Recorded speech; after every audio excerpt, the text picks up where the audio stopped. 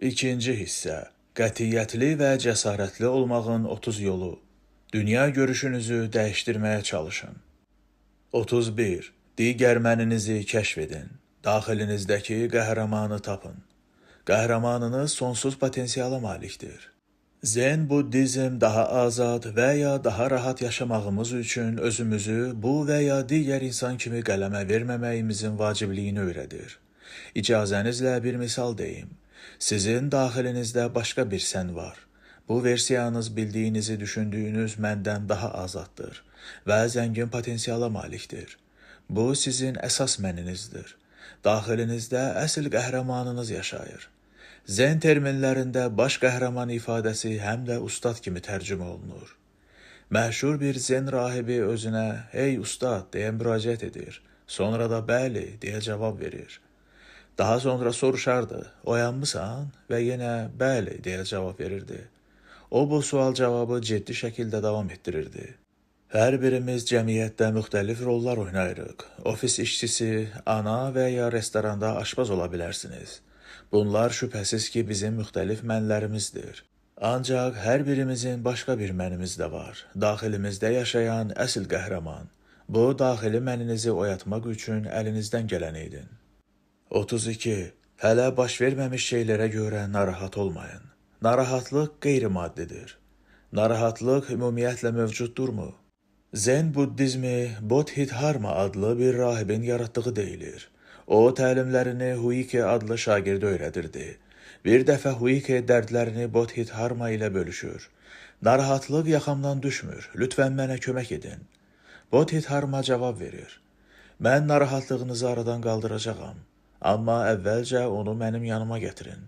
Əgər onu qarşıma qoyub, bu mənə dincilik verməyən narahatlıqdır deyə bilsəniz, mən onu mütləq yox edəcəyəm. Bunu eşidən Huike qəfil fərqinə varır. Narahatlıq beyində olan bir şey idi. Əslində o qeyri-maddi bir şeydən gileylənirdi. Huike bunun mənasızlığını dərk edir. Hələ baş verməmiş şeylərə görə narahat olmaq lazım deyil. Yalnız indi baş verənləri düşünün.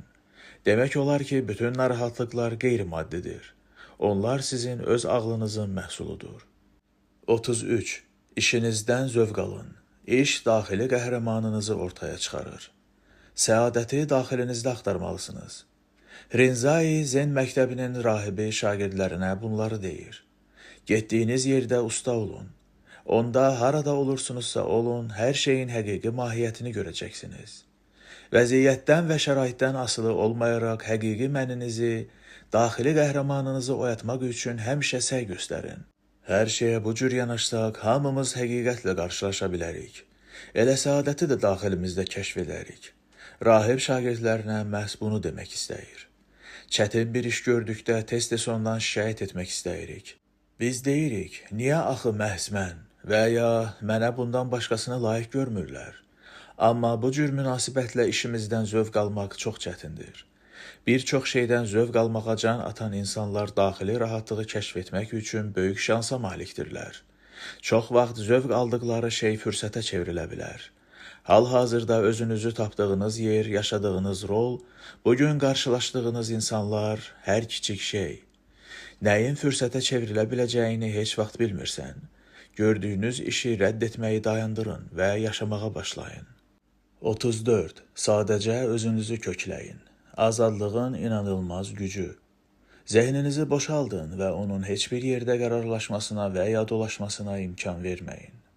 Zen praktikasında dünyəvi istəklərdən və diqqəti yayındıran düşüncələrdən azad olmaq vəziyyətini təsvir edən bir ifadə var. Munen Muso. Onun digər adı sadəcə mushin və ya aydın ağıldır. Zehninizi boşaldın və onun heç bir yerə qərarlaşmasına və ya dolaşmasına imkan verməyin. Bu, həyatınızdakı bütün başqa şeylərdən narahat olmadan, indi edilməli olanlara diqqət yetirməyə imkan verəcək. Bu təlim bizə aydın ağlın heyrətamiz gücünü göstərir. Edo dövründə yaşamış Takuan adlı bir zen ustası, kendo kimi tanınan Yapon qılınc oynatma növünün sirrini belə izah etmişdi. Başqa bir qılınc ustası ilə qarşılaşdığınız zaman, rəqibinizin çiyninə zərbə vurmaq kimi bir fürsətinizin olduğunu düşünürsünüzsə, o zaman fikriniz rəqibin çiynində ilişib qalacaq. Əgər onun qoluna zərbə vurmaq imkanı olduğunu düşünürsənsə, o zaman fikriniz onun qolunda ilişib qalacaq. Əgər rəqibə qalib gələ biləcəyinizi düşünürsünüzsə, o zaman qalibiyyət fikri zehninizi məşğul edəcək. Fikrinizin bu yerlərdə boş-boşuna dolaşmasına və ya hər hansı birində məskunlaşmasına imkan verməyin. Enerjinizi tək bir nöqtəyə cəmləsəniz belə zehninizi azad və aydın saxlayın. Bu qılıncın sirridir. Diqqətimizi işimizə cəmlədiyimizi düşünsək də çox vaxt özümüzə deyirik, fasilə tez gəlib çatsaydı və ya bu iş çox darıxdırıcıdır. İstirahət günündə belə iş haqqında düşüncələr bizi incidə bilər.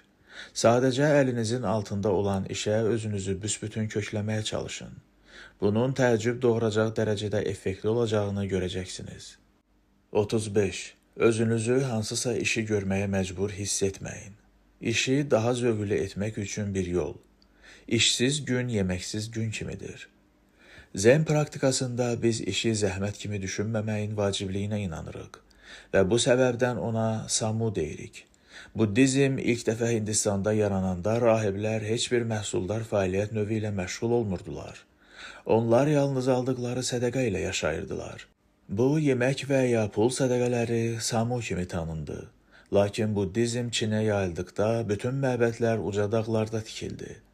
Rahiblər yaşamaq üçün iyanə ala bilmədilər, çünki dağlardan enə bilmirdilər. Bu səbəbdən də öz sahələrini becərməyə və məhsul yetişdirməyə başladılar ki, bu da təcrübə formasına çevrildi. İş ən vacibə çevrildi. Necə deyərlər, işləməyən dişləmirdi. Ya da Zen ustadı Baizhang Huaihai'nin dediyi kimi, işsiz bir gün yeməksiz bir gündür. Hər gün işləyərkən zehnimiz qarşımızda duran vəzifələri və müvafiq qazancı çək-çevir etməyə meyilli olur. Ancaq hesab edirəm ki, işin mahiyyətini Baizhang'ın düşüncə tərzində axtarmaq lazımdır. Bu mənada işinizi samu və ya dərk edilməli bir şey kimi görməyə çalışın. İşi sizi tərbiyə edəcək və ya öyrədəcək bir şey kimi düşünün. Yalnız bu şəkildə düşünməklə işinizdən həqiqi zövq alacaqsınız. 36. Başqalarını qınamayın. İmkan və uğur gətirəcək düşüncə tərzi. Etdiyiniz bir işi görüş kimi düşünün. Ofisdə nəticəyə nail olan insanlar və heç vaxt çox effektli görünməyən insanlar var. Bunu necə izah etmək olar? İnsanlar əsasən eyni qabiliyyətlərə malikdirlər. Beləliklə, nail olduğumuz nəticələri fərqləndirən bir şey varsa, buna səbəb hər birimizin qarşısında duran vəzifələrdən asılı olmayaraq düşüncə tərzimiz ola bilər. Nə edirsinizsə edin, rastınıza çıxan imkana görə minnətdar olun. Üstəlik, iş görə bildiyiniz üçün də sevinin. Mən burada idealist təsiri bağışlamaq istəmirəm. Mən sadəcə bir çox ulu kişi və qadının vaxtilə dediklərini təkrar edirəm. Əgər bir işə məcbur edildiyinizə inanırsınızsa, o zaman həmin işi bir yük kimi görəcək və bu sizdə mənfi hisslər doğuracaq. Zen praktikasında da belədir.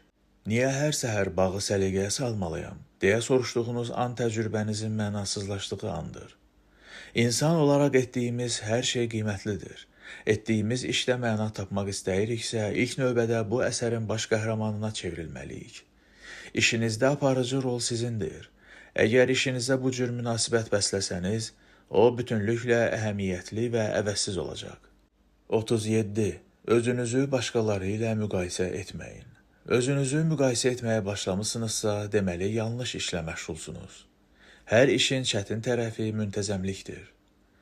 Hazırda gördüyüm iş mənim həqiqi məsləhimdir. Bunu kim deyə bilirsə çox şanslıdır.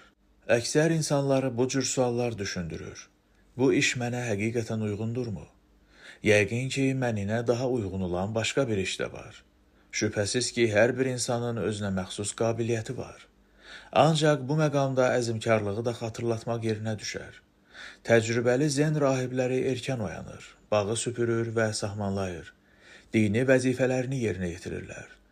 Onlar hər gün eyni şeyi təkrarlayırlar, çünki dərsi təkrarın özündə tapmaq lazımdır. Enerjiniz olduğu müddətdə bir şeyə başlaya bilərsiniz. Bitirmək də asandır. İşin çətin tərəfi sadəcə davam etməkdir. Əgər hər gün özünüzə bir şeyin sizin üçün yanlış olduğunu söyləyirsinizsə, o zaman bu sizin üçün necə düzgün olacaq ki? Biz özümüzü başqaları ilə müqayisə etməyə meyilliyik. Qonşumuzun çox da yüklənmədiyinə həsəd aparırıq. Biz istedadlı birinin depresiyaya düşdüyünü görürük. Halbuki hər kəs bacardığı işi təkrarlamaqdan zövq ala bilər. 38. Özünüzdə qüsur axtarmayın. İndi və burada əlinizdə olanla razı qalın. Nəticəyə nail olmağın ən qısa yolu. Vaxtsız və lazımsız şeylərə işarə edən yay ocaqları və qış yelpikləri deyə bir ifadə var. Şübhəsiz ki, hazırda faydalı olmayan şeyin faydalı olacağı bir gün gələcək. Mən doğru anı səbirlə gözləməyin vacibliyindən danışıram. Bunların hamısını iş adlandırsaq da, bəziləri kənardan cazibədar və xoş, digərləri isə maraqsız və adi görünə bilər. Şərtlər bərabər olsa da, cazibədar işi istəmək insan təbiətinə xasdır. Ancaq hazırda kənardan cazibədar görünən iş heç də həmişə xoş olmayıb. Bu, adi tapşırıqları yerinə yetirərkən davamlı işləməyin ümumi nəticəsidir. İndi faydasız görünə bilən hər şey gələcəkdə xeyirli ola bilər. İndiki zamanda üzərində səylə çalışdığınız heç bir şey boşa getmir. Müdiriniz soruşa bilər, bunu mənim üçün kim edər? Bu, darıxdırıcı bir tapşırıqdır və heç kim əlini qaldırmır.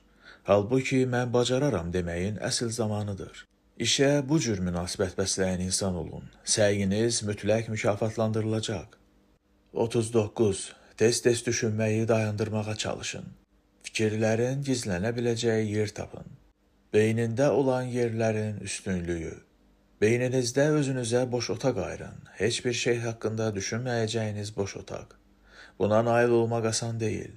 Hətta təcrübə keçən rahiblər üçün belə çətin olur. Ancaq diqqətlə müşahidə etsəniz, buna şüursuz şəkildə nail olduğunuz anları tapacaqsınız. Başınızı qaldırıb səmaya baxır, ah nə gözəl buluddur deyə düşünür və boş-boş baxmağa davam edirsiniz. Sonra dalğınlığınıza son qoyub deyirsiniz. İndi nə düşünürdüm? Sizi bu anların qədrini bilməyə çağırıram. Ofisdə bir problemi həll etməyə çalışarkən hər kəs doğru fikrə varmağa can atır.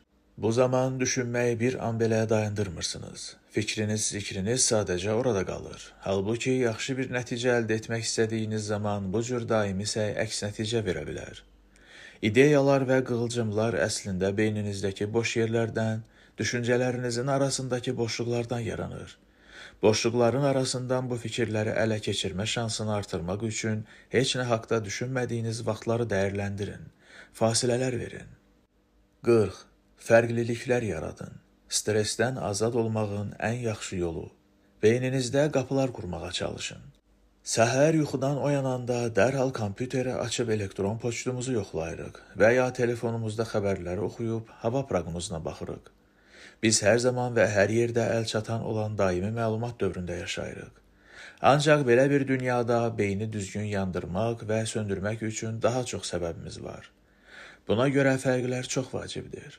Beyninizdə qapılar qurmağa çalışın. Məsələn, evinizin ərazisi birinci qapını təşkil edir. Evdən çıxıb bu ilk darvazadan keçəndə beyninizdə iş düşüncələri formalaşmağa başlayır. Avtomobilinizin və ya qatarınızın qapısı ikinci qapıdır. Onu keçdikdən sonra iş gününüzü planlaşdırmağa başlayırsınız. Və nəhayət ofisinizə gəlib üçüncü darvazadan keçəndə diqqətinizi işinizə yönəltməyə hazırsınız. İş günü başa çatdıqda və ilk qapıya qayıtdıqda işi geridə qoymaq vacibdir. Artıq istirahət etmək, ev həyatından zövq almaq zamanıdır. Bu, şübhəsiz ki, stresi aradan qaldırmağın ən yaxşı yoludur. 41. Zazen təlimində iştirak etməyə çalışın. Bu, beyninizdəki zibilləri təmizləmək şansıdır. Məbəddə stres və narahatlıqlarınızı geridə qoya bilərsiniz. Bir çox zen məbədi indi xalqa açıq zazenkai və ya zazen təlimləri keçirir. Baş rahibə olduğum Kenkoji məbədi həftəlik zazenkai yığıncaqları keçirir. Burada çətin bir şey yoxdur. Bazanı öyrəndikdən sonra hər kəs bunu edə bilər.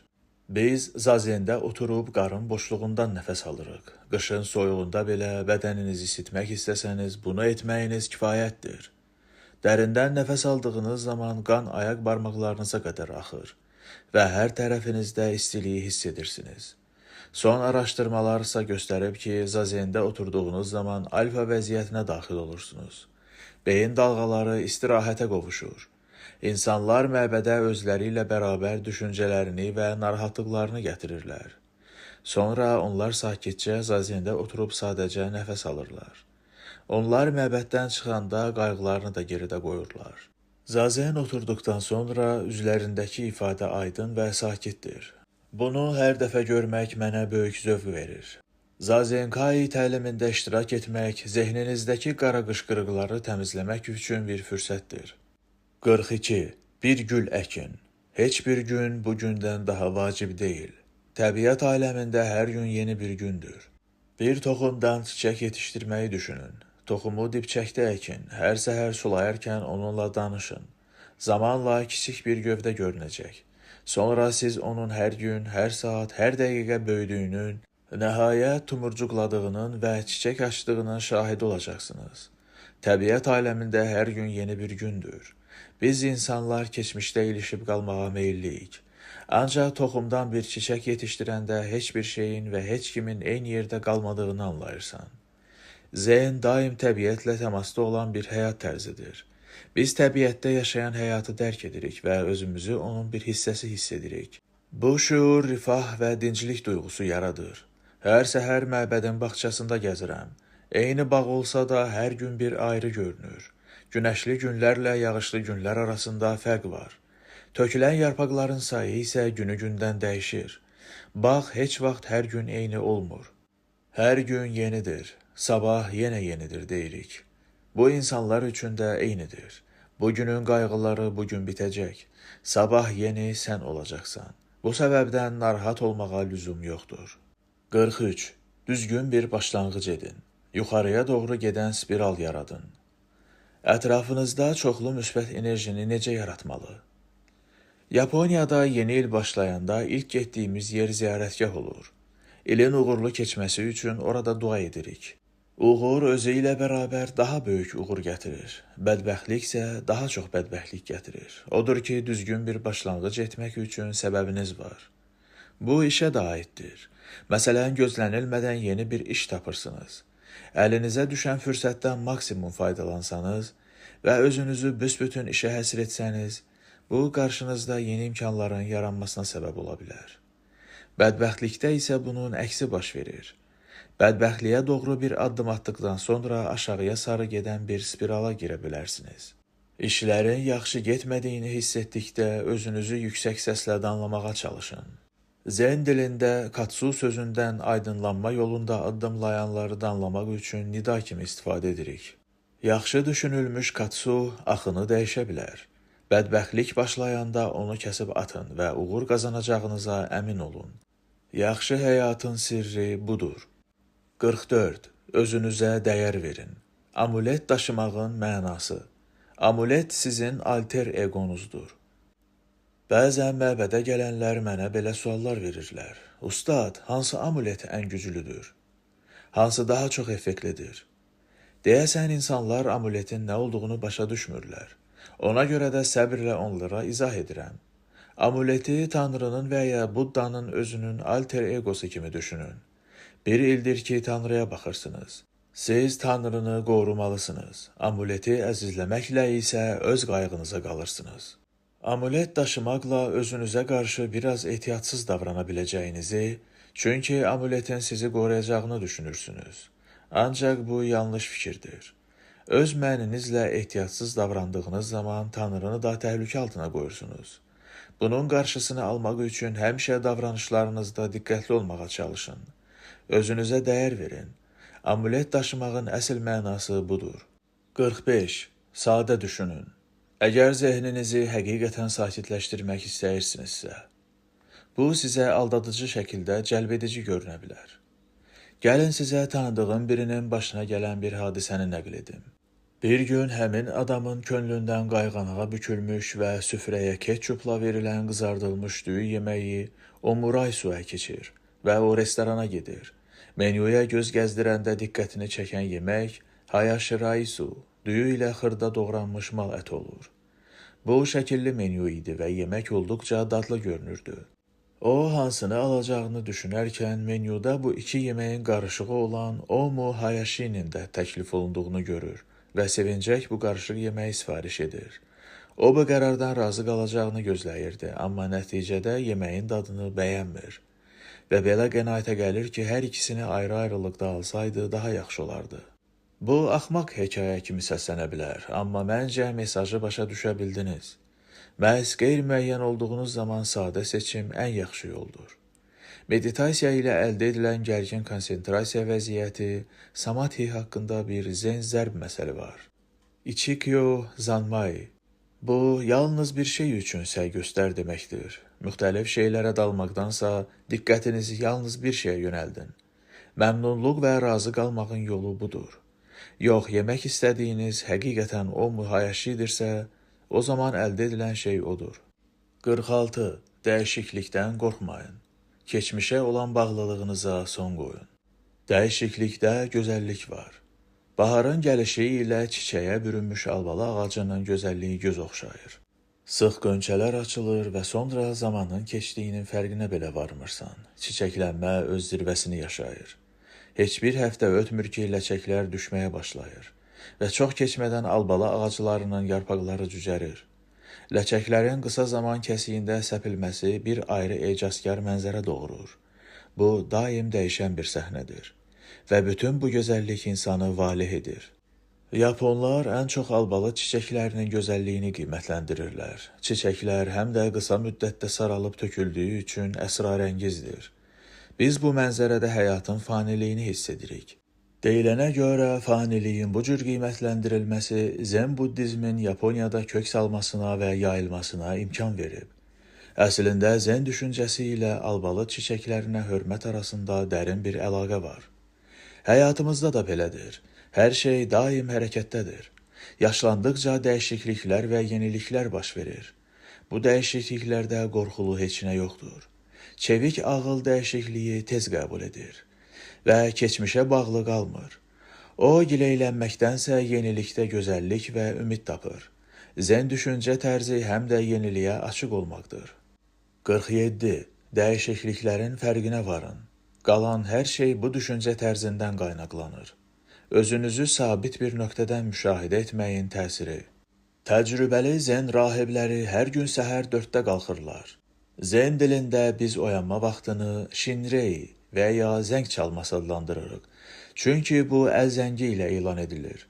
Rahiblər yuyunur və 4:15-də səhər zazeninə başlayırlar. Biz buna Kyoten və ya sübh zazeni deyirik.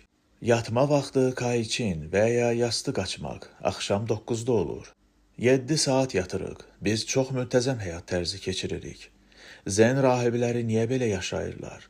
Zehinlərini və vücudlarını incə dəyişikliklərə uyğunlaşdırmaq üçün. Müntəzəm bir həyat tərzi sürsəniz, ən kiçik dəyişiklikləri hiss edə bilərsiniz.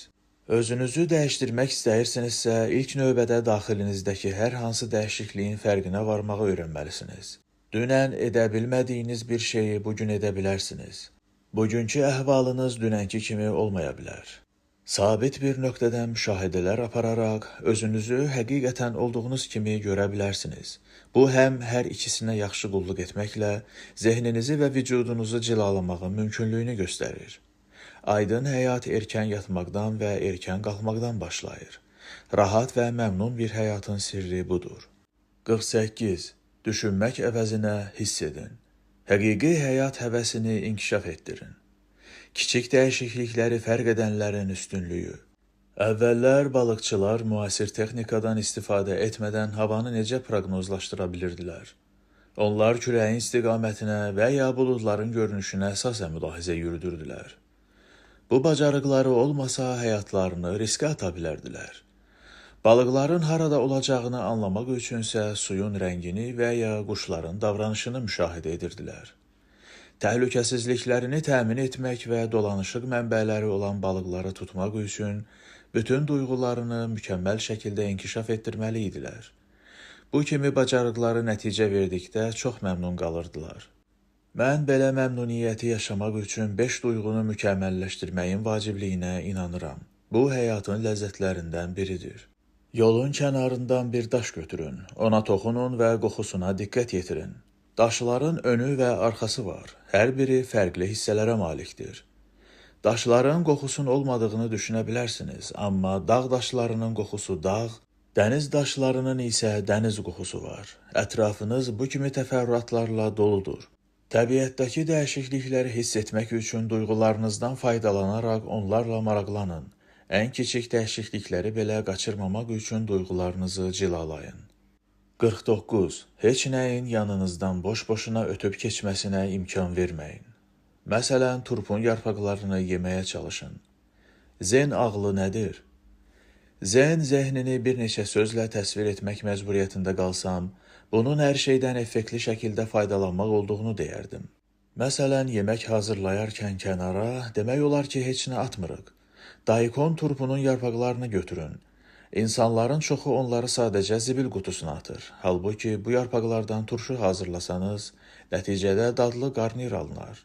Biz də heç vaxt yemək qalıqlarını zibilə atmırıq. Payımızı bitirə bilməyəcəyimizi anlayan kimi onu başqasına təklif etməyə tələsirik.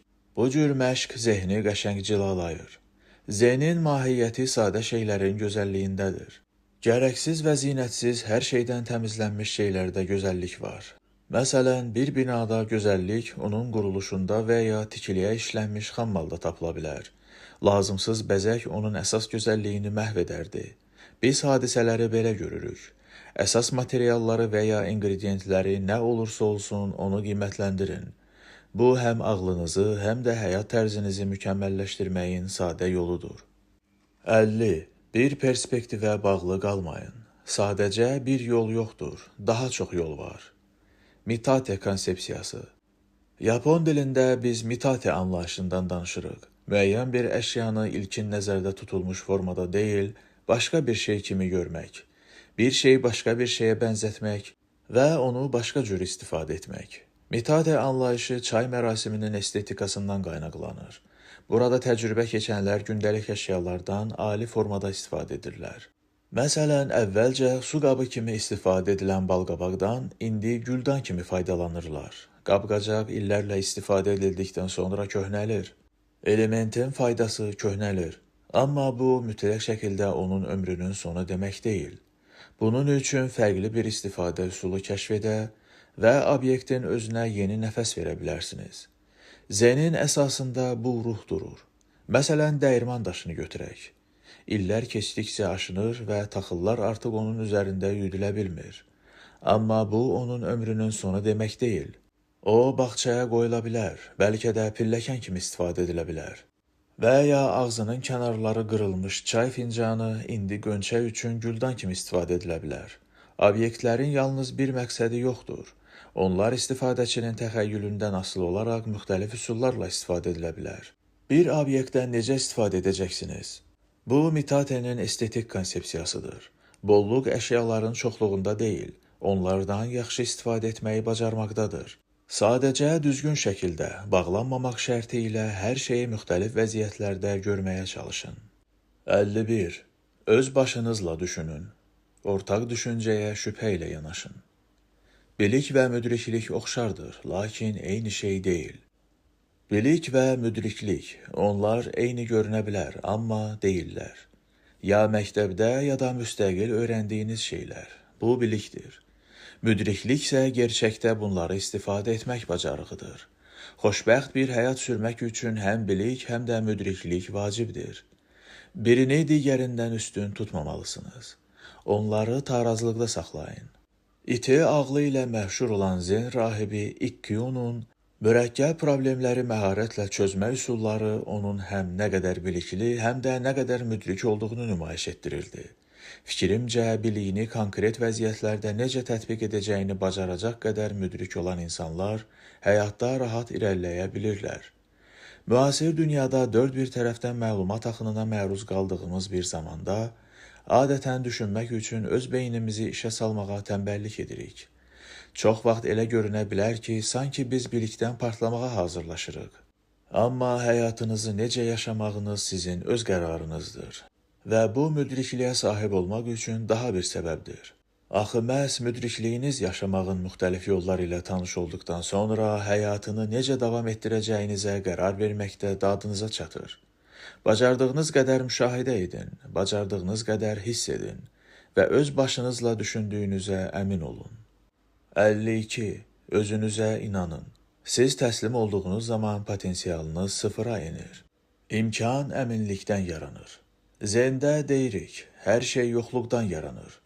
Bu sözlər xüsusilə insan təbiətinə aiddir. Hamımız çılpaq doğulmuşuq. Yəni, heç bir mülkümüz olmadan, heç bir şeyimiz olmadan. Digər tərəfdən deyə bilərik ki, məhz heç bir şeyimiz olmadığı təqdirdə potensialımız sərhəd tanımır. Və ya Zendə dediyimiz kimi, yoxluğun içində sonsuz potensial var. Hamımızın daxilində qabiliyyət var. Heç birimizin potensialı sıfır deyil.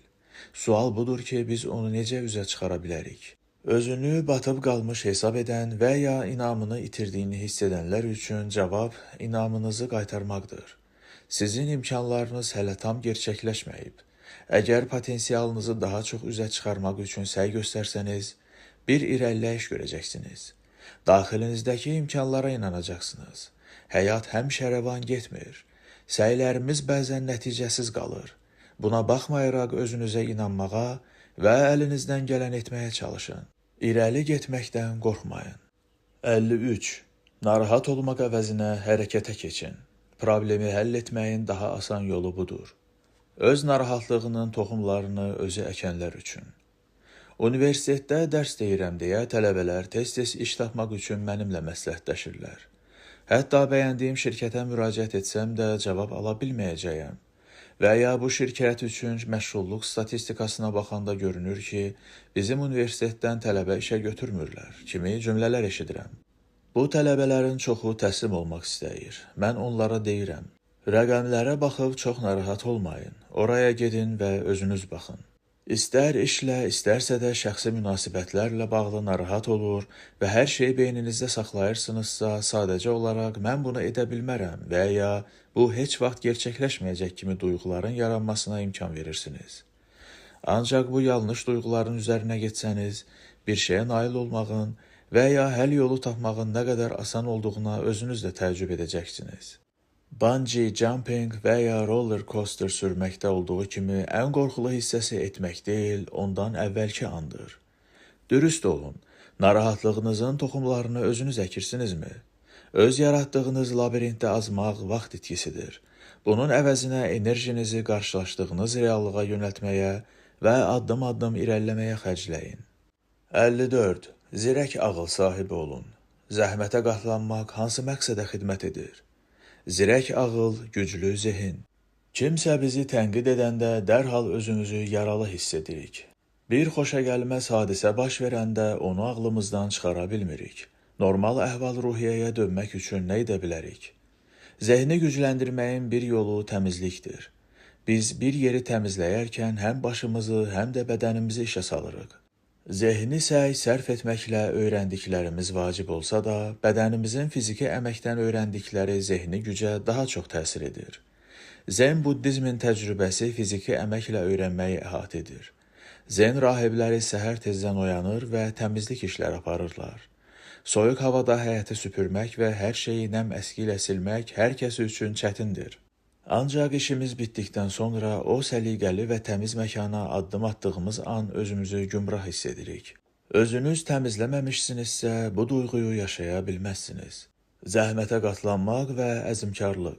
Bəzi insanlar bu sözləri eşidəndə qaşlarını çatır. Onlar hansı məqsədə xidmət edir deyə sual verə bilərsiniz. Sizə xidmət edir.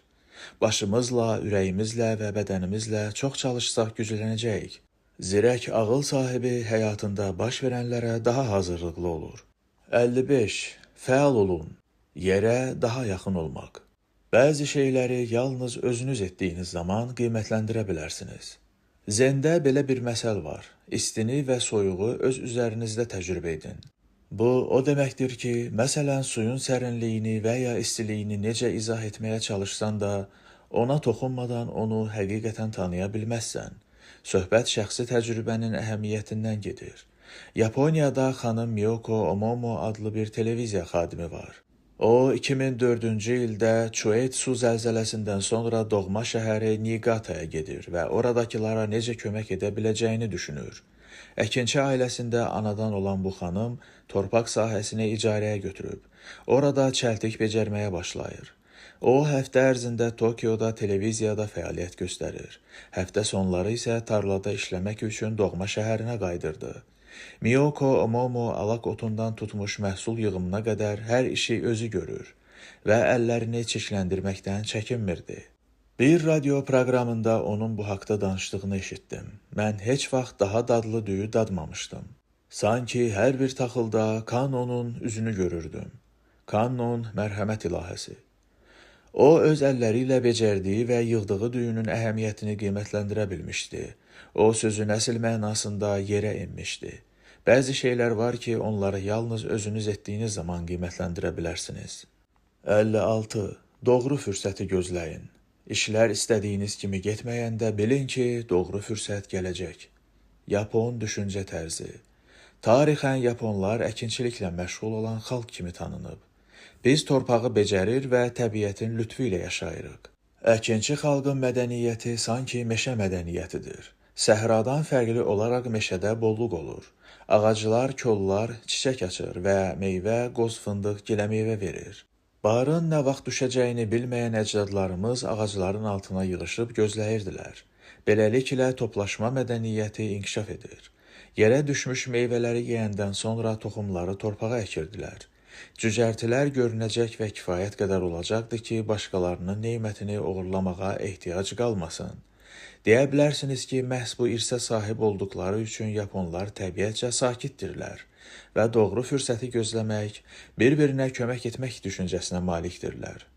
Təbiəti diqqətlə müşahidə edin, qulaqlarınızı təbiətin səsinə açın və onun ritminə alışın. Bu, daha sonra nə edilməli olduğunu aydınlaşdırmağa kömək edə biləcək dərin düşüncələrə səbəb ola bilər. İşiniz və ya şəxsi həyatınız yolunda getmədikdə cid-cəhlə həll yolu axtarmağınız normaldır.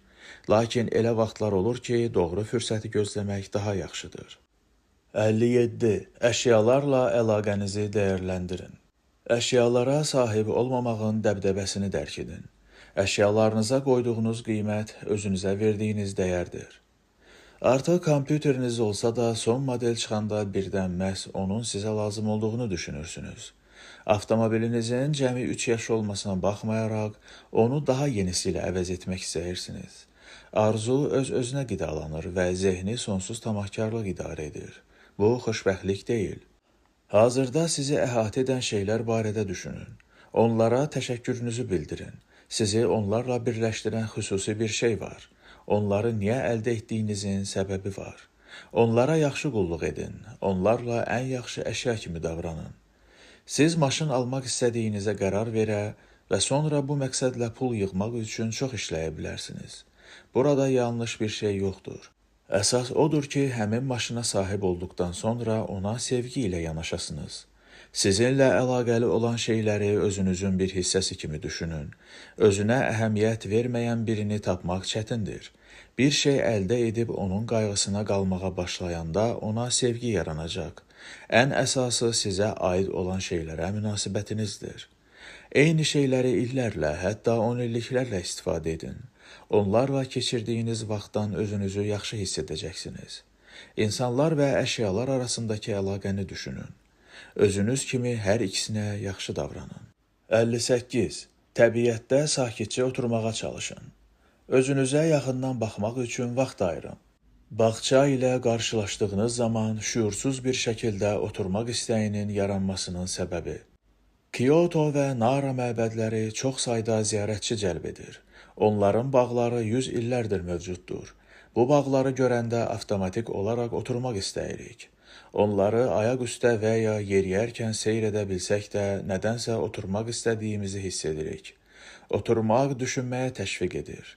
Hər birimizin düşündüyü fərqli olacaq, lakin bir bağla qarşılaşdıqda bəzilərimiz bağın özü haqqında düşünə bilərik. Bununla biz 100 illəri aşır və onu yaradan insanlarla sakit dialoqdan zövq alırıq. Bəzən bağı seyr edərkən öz varlığımızı kəşf etməyə çalışırıq. Bu, gündəlik həyatımızı yenidən nəzərdən keçirməyə imkan yaradır. Belə bir təcrübəyə vaxt ayırmaq çox vacibdir. Bunun üçün Kyoto və ya Naraya qədər getmək lazım deyil. Məhəllənizdəki bağ, məbəd və ya kilsə də eyni məqsədə xidmət edəcək. Təbiətlə oturub dialoq qurmağa çalışın. 59. Zehninizi təmizləməyə çalışın. Hansı hisslərin stimullaşdığının fərqində olun. Çox deyil, az edin. Zehninizi boşaltmaqla biz heçlik vəziyyətinə imkan yaradırıq.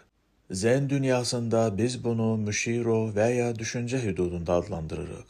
Bu, daxilimizdəki heç nə saxlamadığımız bir vəziyyətdir. Zehninizi təmizləyin və səmaya baxın, dəyişkən buludları görəcəksiniz. Fikirlərdən azad olun və diqqətlə təbiətin səsini dinləyin. Quşların cəhcəhini, küləyin sovurduğu yarpaqların xışıltısını. Şəhərdə olsanız belə orada da təbiəti xatırladan çoxlu səslər və səhnələr var. Bacardığınız qədər bu təbii dünyadan çox şey götürün. Bununla siz də təbiətin bir parçası olduğunuzu görəcəksiniz. Məsələn, səmada gördüyünüz buludlardan yağan yağış çaya tökülür və ya qrunt sularına çevrilir ki, o da nəticədə içməli suyunuz olacaqdır. Bu, təbiətin tam qarşılıqlı əlaqəsini hiss etdiyiniz andır. Xüsusilə məşğul olduğunuz zaman zehninizi təmizləməyə vaxt ayırın. Cəmi bir neçə qısa dəqiqə olsa belə, düşünmək və düşünməməkdən kənara çıxmağın zen təcrübəsini sınayın. Bunun zehninizi nə qədər sakitləşdirə biləcəyinə və vücudunuzun böyük bir güclə dolduracağına təəccüblənəcəksiniz. 60. Zen bağından zövq alın. Zen düşüncəsini özünə hopdurmuş bağı hiss edin. Zen bağçasının şəfa gücü var. Yaponiyanın qədim şəhərini ziyarət etmək bizə zen məbədlərinin bağlarını qiymətləndirməyə imkan verir. Zen buddist məbədləri ərazisindəki bütün bağları zen bağları hesab etmək olar. Amma bu əslində belə deyil. Niyə? Misal kimi zen rəsmini gətirək. Məşhur Yapon rəssamı Bodhidharmanın Sumi tuşu ilə çəkdiyi tablosuna nəzər salaq. Nə qədər möhtəşəm bir tablo olsa da biz ona zen rəsmi deməzdik. Demək istədiyim odur ki, həm zen bağları, həm də zen rəsmləri müəyyən bir formaya bağlıdır. Bunlar yaradıcının zen halının ustalığının qəti ifadəsidir ki, bu da Budda zehni adlanır. İnsan Budda ağlına çatmazdan əvvəl uzun müddət zen buddizmdə məşq edir. Həmin zen halında insanın təsəvvür etdiyi mənzərənin bənzərsiz gözəlliyi zen bağçasında və ya tabloda ifadə olunur. Bu, zehni şəfalandıra biləcək bir rahatlıq verir. Zen bağının səthi gözəlliyini görmək əvəzinə, onun özünə hopdurduğu zen zehnini yaşamağa çalışın. Bağça ilə bütünləşdikdən sonra zamanı necə keçdiyini hiss etməyəcəksiniz. Bağçanın özünə hopdurduğu konsepsiyanı nə qədər çox qiymətləndirirsinizsə, o zehninizi bir o qədər çox şəfalandıra bilər.